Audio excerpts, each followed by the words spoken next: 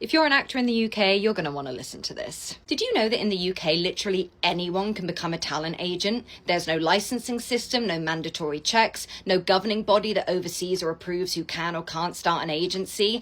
Anyone can wake up tomorrow, build a website, call themselves an agent, and suddenly they are one, and therefore in charge of people's money. You can become an agent even with no agenting experience, no industry experience. You can start an agency even with a criminal record, having been to prison, or have a history of fraud, malpractice, or previously liquidated companies. And from the unique position that I'm in with the 98%, I have seen how this lack of regulation not only leaves performers vulnerable, but actively leads to harm and exploitation. Now, this is something I never thought I'd say, but when it comes to talent agencies, I think we need to be following America's lead, and I'm going to tell you why. In major entertainment hubs in America like New York and California, if you want to work as an agent, you must obtain a license in order to start an agency. So let's look at the rules for this from the state of California. So in California, any person or entity involved in arranging employment for an artist in the entertainment field must get a license to operate as a talent agency and pay a fee for that license. So let's look at the requirements in order to obtain a license. So these are some of the documents you need to get together in order to apply for a license. First, you've got a bond, which looks like this.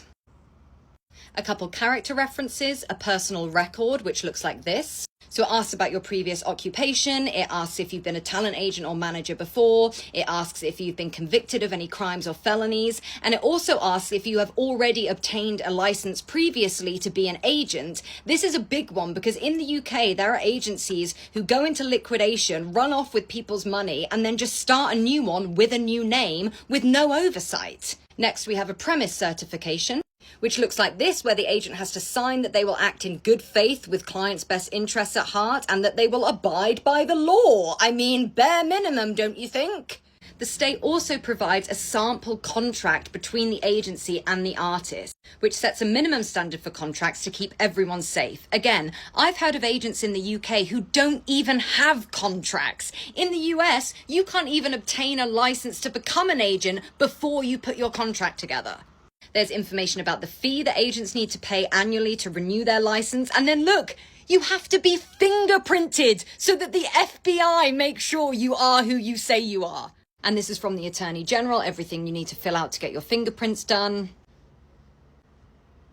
And that's not all. You need to provide your certificate of workers' compensation insurance, a copy of your driving license or photo ID, information about your fictitious name, like if you have a stage name, and other things which I'll let you read for yourself. And get this. Beginning in 2019, all talent agents operating in California must provide their artists with educational materials on sexual harassment prevention, retaliation, reporting resources, nutrition, and eating disorders.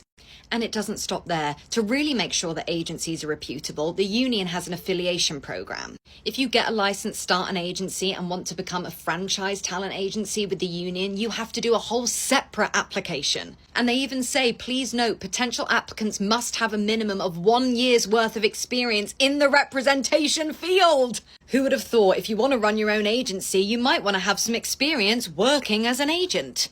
The rules and laws around becoming an agent and running an agency are so clear in literal black and white that there's a 22-page document online which includes excerpts from the California Labor Code, specifically highlighting parts of it that relate to talent agencies. Come back for my next video where I'll be highlighting just a handful of these laws because trust me, you are not going to believe how ridiculous it is that none of this is in place in the UK.